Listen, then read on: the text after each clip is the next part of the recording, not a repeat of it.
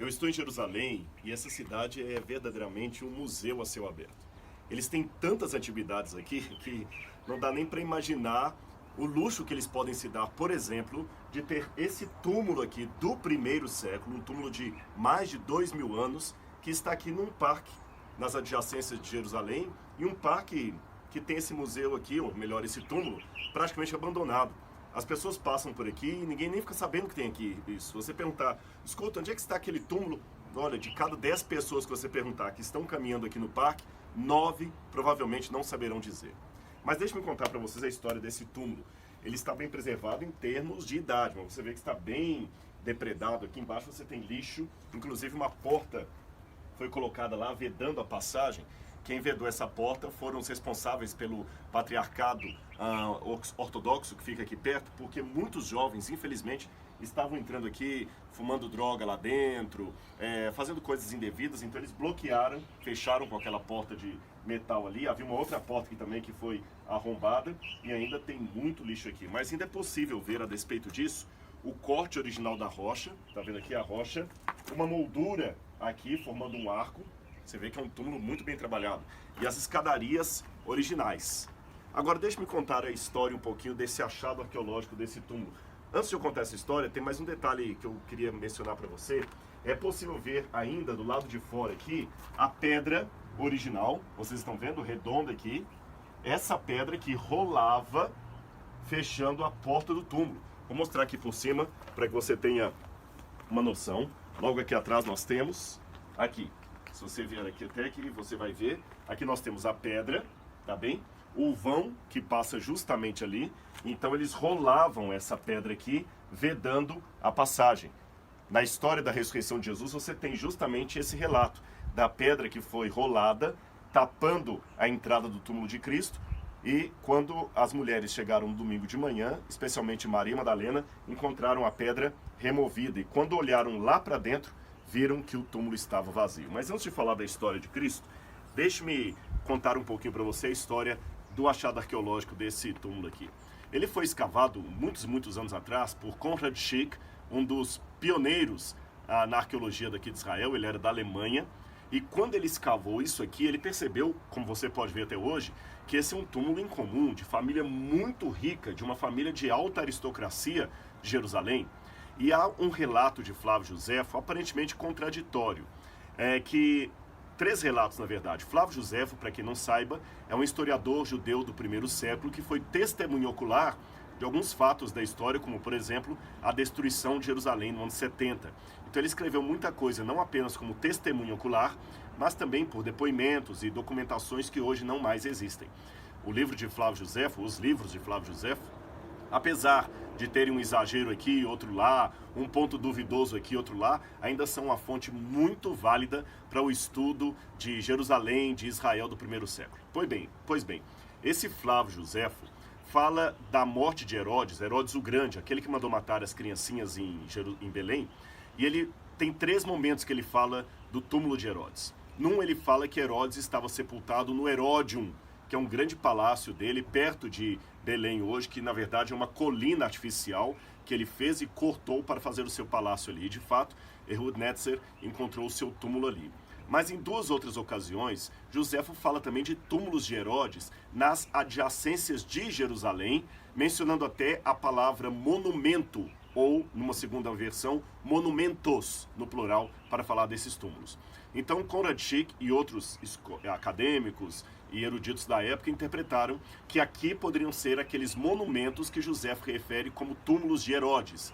Mas se o túmulo do próprio Herodes em si estava lá no Heródium, que outros túmulos seriam estes aqui? A conclusão que chegaram é que aqui estariam sepultados parentes do rei Herodes, talvez alguns filhos dele que não se tornaram reis, ou quem sabe algumas de suas próprias esposas. Você sabe, Herodes era um megalomaníaco.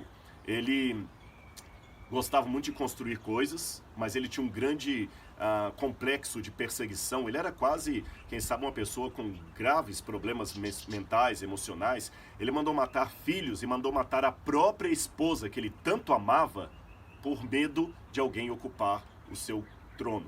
Isso mesmo, ele amava a esposa dele e mandou matá-la sem piedade, porque temeu que ela estava tramando para tirá-lo do poder. com um homem com um caráter assim, revelado pelas escrituras antigas, pelos documentos como de Flávio Josefo, não é difícil imaginar que seja realmente histórico aquele evento em que ele mandou matar as criancinhas de Belém, quando soube que ali estava nascendo um bebê que os magos disseram ser o futuro rei dos judeus. Por essa razão, não é difícil imaginar ele mandando fazer aquele infanticídio, aquela chacina terrível na história. Mas, voltando a falar do túmulo aqui, mais recentemente, Ehud Netzer, que foi o que escavou o túmulo de Herodes no Heródio e encontrou o túmulo do rei propriamente dito, chegou à conclusão que talvez aqui não fosse da família de Herodes. Ehud Netzer acredita que o túmulo da família de Herodes estaria talvez próximo da porta de Damasco, lá mais perto da cidade. E como não temos nenhuma inscrição aqui, encontraram apenas 2 ossuários aqui dentro, mas sem nenhuma inscrição, fica difícil nós avaliarmos qual das teorias estariam corretas em relação a esse túmulo aqui. Se seria a teoria de Schick ou a teoria de Ehud Netzer. De qualquer forma, uma coisa é ponto passivo em todos os historiadores. Aqui, de fato, foi um túmulo de alguém da alta classe de Jerusalém. Provavelmente da família de Herodes, por que não? Ou de alguém que era da aristocracia da cidade. Foram sepultados aqui. Esse túmulo também me ajuda a ilustrar um pouco para você que está em casa como deveria ter sido o túmulo de José de Arimateia, onde Jesus foi colocado. Diga-se de passagem, quando você vem a Jerusalém, há 2 lugares que disputam o lugar do túmulo de José de Arimateia.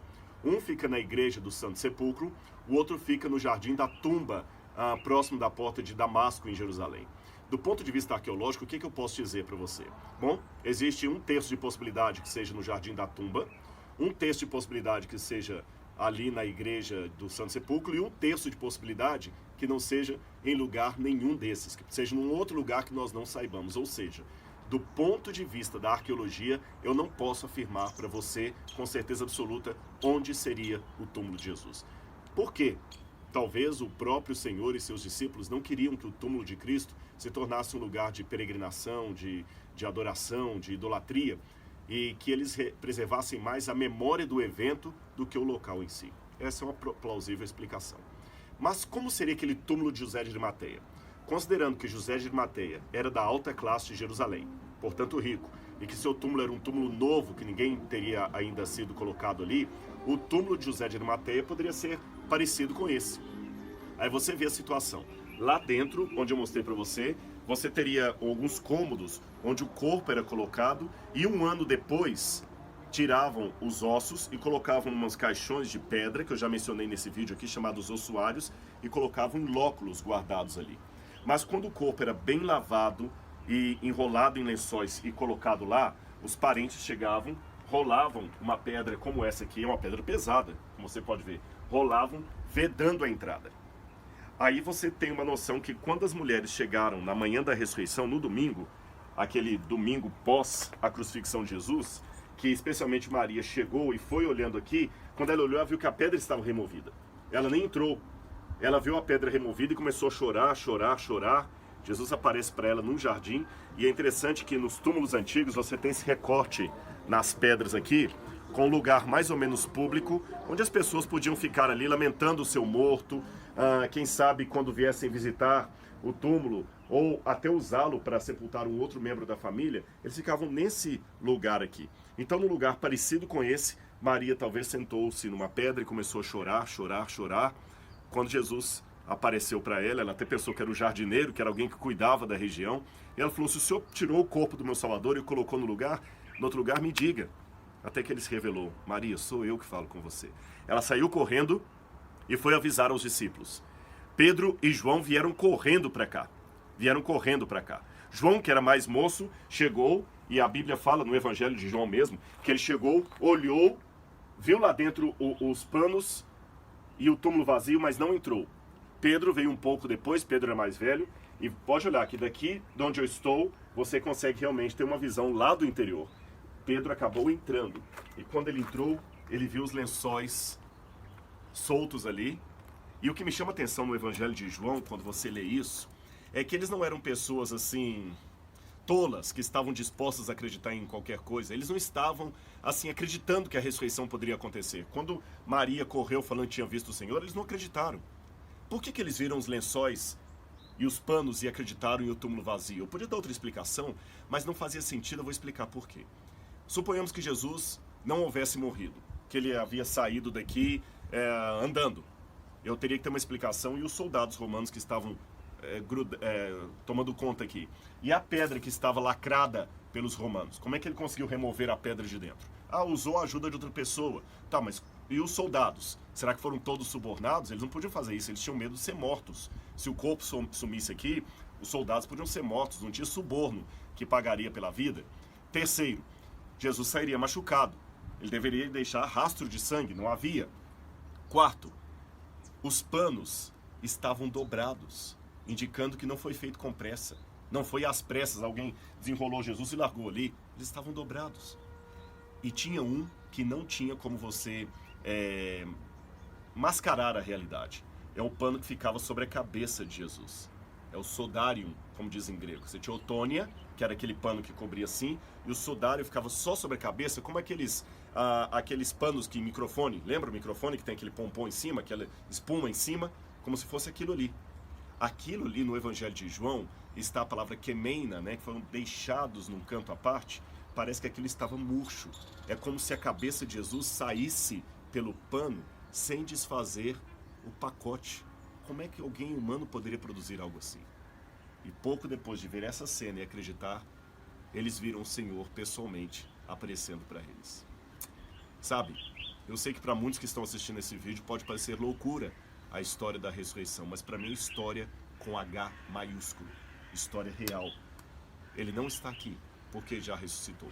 Não era esse o túmulo de Cristo, mas era um parecido com esse.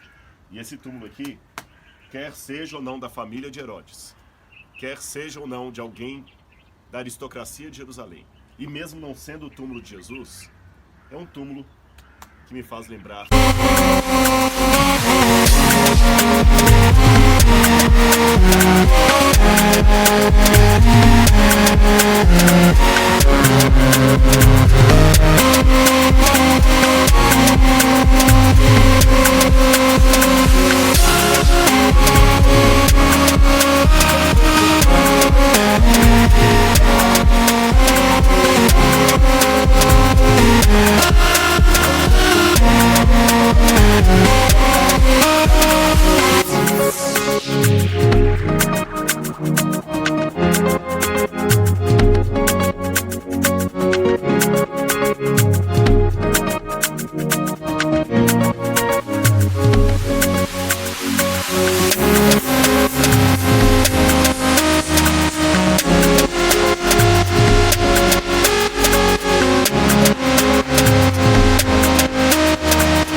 que a minha fé não é uma fé baseada no vazio.